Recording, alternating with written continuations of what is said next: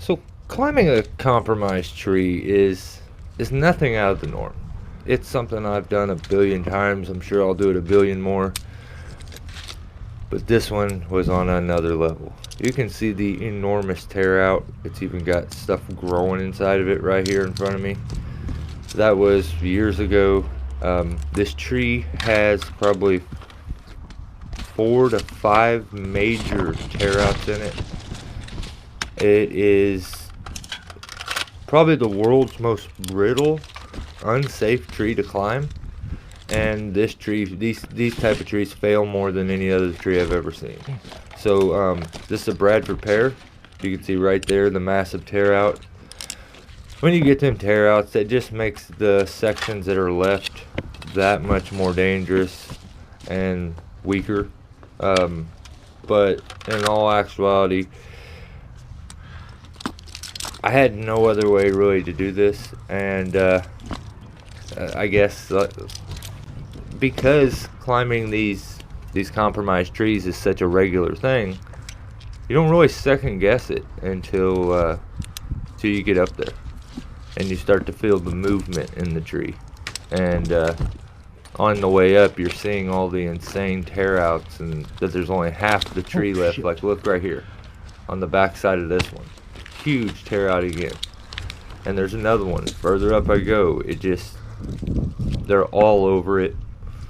And the knees definitely get to knocking when I get up in this thing. So we were actually called there. If you look off right in front of the playground there, the playground was kind of covered up where the slide's at, with a huge How little section is your that tore pee-pee? out. And I seen they've some guys. I they've gotta had it rev tear my out so truck many up. times now that they're just ready to be done with the tree. So that's what we're doing here. Gonna try my hand at climbing this insanely wobbly, unsafe noodle, and gonna have to do some rigging and stuff while I'm at it. But all in all, even though it's not the biggest tree, it was terrifying. Like, I was nerve-wracked the whole time, and almost to the point where it's like there's a good chance that my tie-in fails, or if I need to rig something major, there's a good chance it fails. So I'm always trying to back things up, think a couple moves ahead, you know, make sure that I'm kind of sharing the forces out, whether it be with my tie-in point or with the rigging, especially with the rigging. So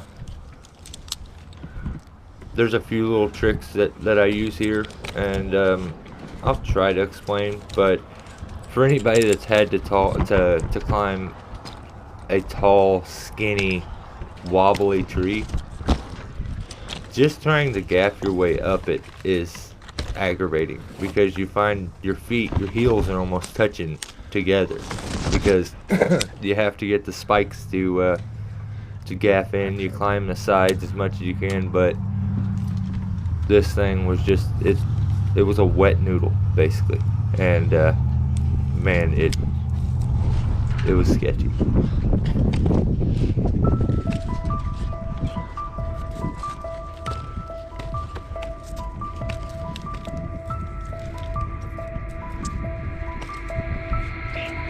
Give me your pose.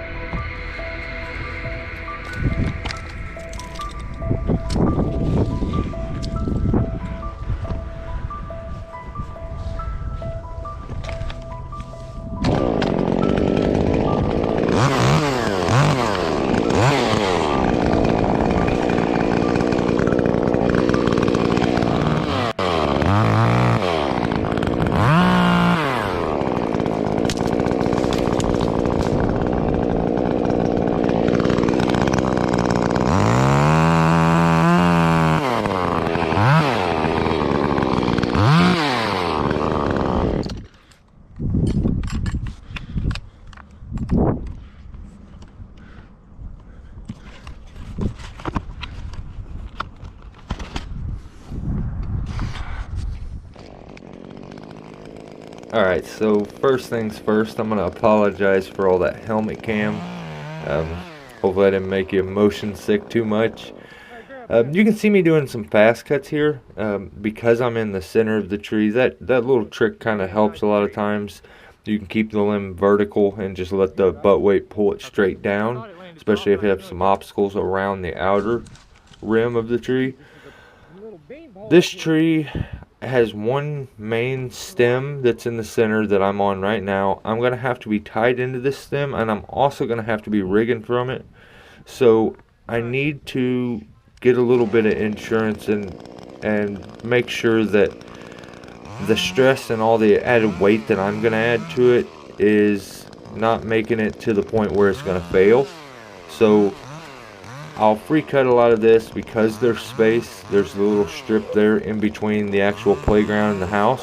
There's a few air conditioners right there that I'm going to have to miss.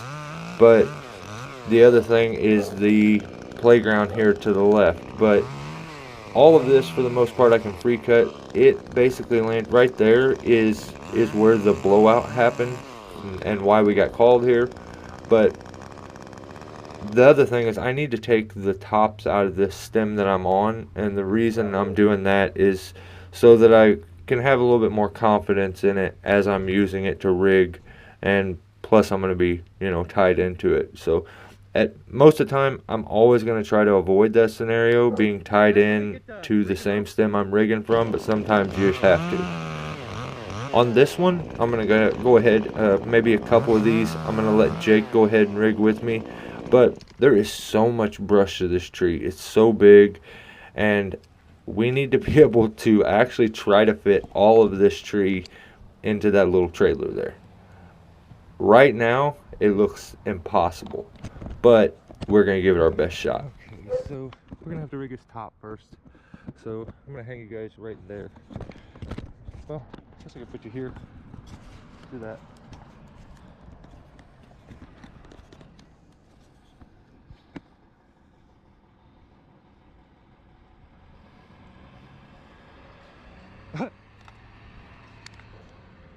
Let me put a notch real quick before you tighten. And what you'll do is just go take the rope down and go across that limb there and go backwards. So you get leverage against the limb. With this, walk under. Yeah, like that.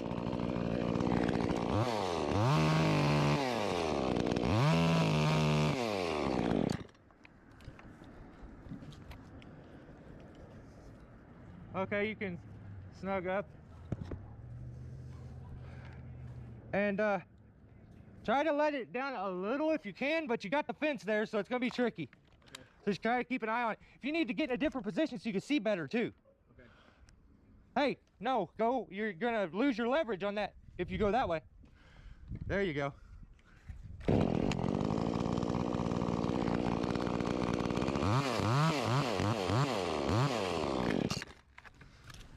Nice. Oh, that was so good. Dude, that was perfect. Thank you. Like, I seen how far you ran it, and I was about to say, oh, no. And then it cleared, and I'm like, oh, shoot. That was dead on.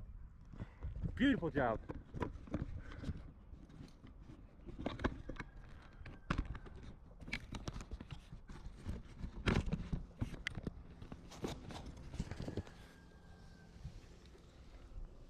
Okay.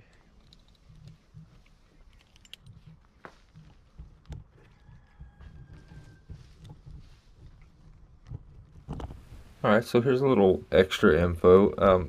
The way we stack brush and put brush onto a trailer is different than most would do with a dump trailer. Because we pull our brush off with a pull rope, we always put the butt ends facing the front of the trailer and the brush and the foliage out the back, because that usually flares out a lot. It gives us more space and we can kind of pack it in there better. And then when we go to actually anchor and pull the load off, it comes out much easier. I've actually put down some sheets of metal on the base of my trailer to the floor, and it helps a little bit with the brush sliding out. So we kind of have all that working in our favor when we go to do it. But we droop a rope across about right where Jake's at right now. There's a rope that goes across. That rope cinches down on the load. Then we use multiple ropes and anchor it to it, anchor to a tree or something heavy, and then drive off and it pulls the load off. So then we pull our ropes out. But just a little extra info for those who are kind of curious how we do this.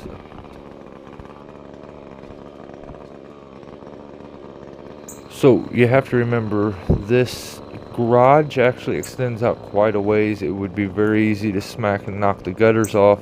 That corner there is really close to where we're going to be cutting and rigging. And also there's a section of fence that goes up underneath this completely too. So we really have no room to put any of this, and it's much taller than it actually looks in this view.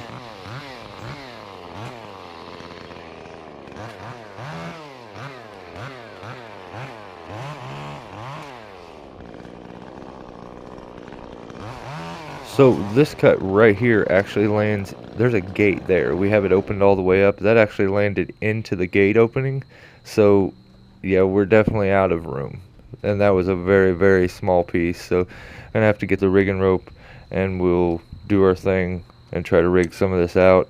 Like I said, I had Jake help me. He may help me on one more, but for the most part, I end up doing a bunch of solo rigging.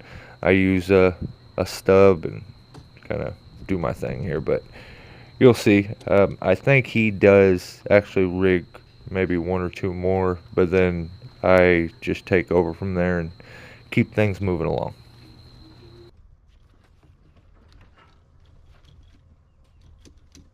So you notice the insane amount of movement in the spar that we're rigging on and we're tied into here, and it kind of sturdies itself out as I tighten my climbing system. I'm actually, because of me being lanyarded into this section and then being tied into that, when I snug everything up, it almost secures it and helps stabilize things. So it's good now until you drop the weight into the system and then you get yanked all over the place.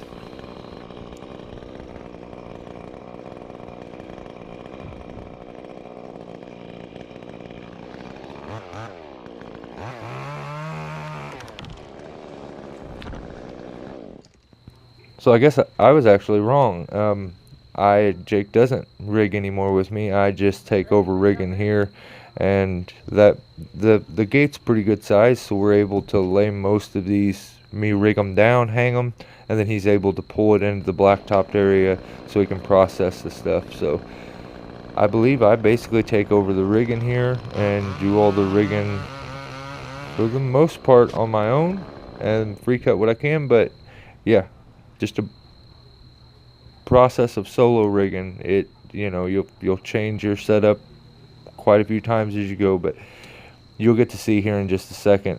There is no room for some of these. It is, we have like a hair's like difference between hitting the gutter and missing the gutter. So this gets a little tense for a little bit, and it always does when you're running out of space and you have a limited drop zone or limited space to swing things or hang things. So if you do rigging as a climber, you know how helpless this can kind of feel sometimes. But we're just gonna plug along at it and keep rigging until we get enough of an opening. Maybe we could do some bigger cuts, but You can see the wiggling going on between the stems when I really move, but I get a little stuck here with my rope. I don't even know how it did, but I get it hooked back up. I will anchor it off. I'm pretty sure I'm trying to get close to about the halfway mark, almost the balance point. I do want it to go end over, but I want it to be almost at the balance point. That way there's not a lot of drop down into the system. Now if you was to butt tie, you're going to have the whole length of the branch before and the length of the branch from the rigging point. So if I lift it up and go higher up to the midpoint, I have less of a hang down. So that's the reason for trying to get the rope as far out as I can on most of these, because I don't have the room to just butt tie them, put a notch, and swing them, because they'll smack the gutters and hit the roof. So that's what I'm doing here. It's just slow going because it's so wobbly and awkward. This stem is the worst. I'm surprised that this stem hasn't failed completely. The one we're rigging out now, it has 2 or 3 major tear outs on it and is probably only about 3 to 4 inches thick in some areas because of the tear outs. And those areas that I'm talking about, like there's one at my feet and there's one down at the union. So right here, I flip over a nub and I'm just going to get to solo rigging.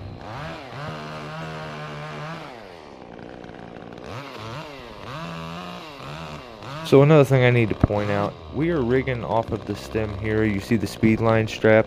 Well, we don't have a bollard down there, and for me to do the solo rigging and be able to set up quick each time, I had to put an additional speed line strap right across from me so that I could get compression into that stem instead of crazy side pull.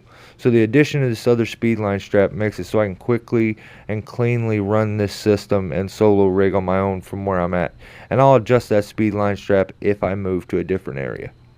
That just keeps everything aligned right and keeps compression happening instead of side pull. Without it, it would be yanking it towards me. So just a little extra info. It helps a lot.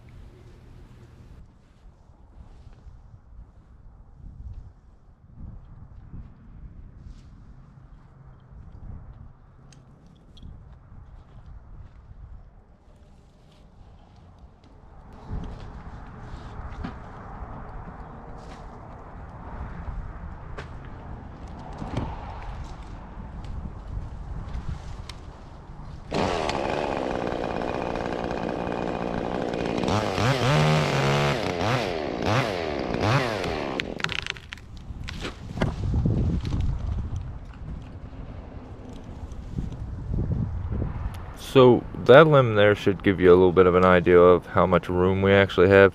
You could hear the tips of that one actually smack the gutter a little bit, and kind of the tips just kind of flick at it.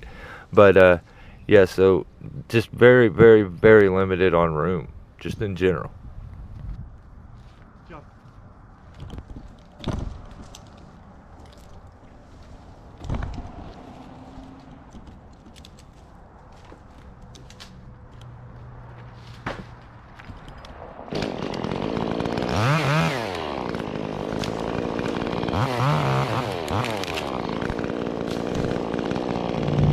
Alright, so luckily right there I was able to do a lot of free cutting with the majority of the limbs. They were all kind of small. The main stem here that's left to rig is going to be the trickiest part. I'm going to try to put it into that little nook there that you see next to the air conditioners here to the left.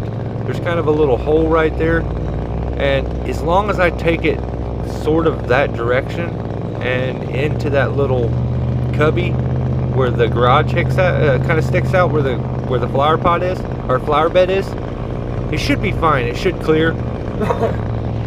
But at the same time, I'm wondering, should I just go ahead and take it in 2 pieces? And I decide against that. I'm just going to send the whole thing, and hopefully it works.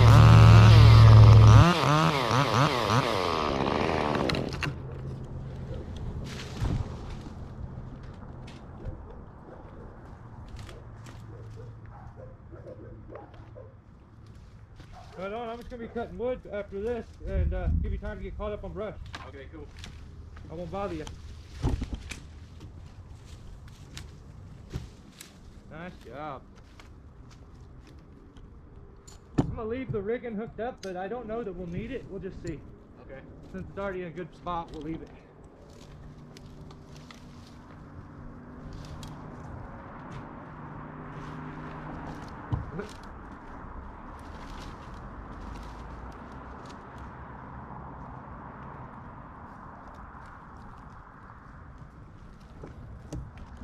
Now, you don't have to be as perfect with the brush now. You can just kind of, you don't have to cut all the forks out, just as quick as you can get it in there, and then I can jump up there with the chainsaw and dice it down. Okay. Alright? That way you're not have to take so long cutting every fork. Okay.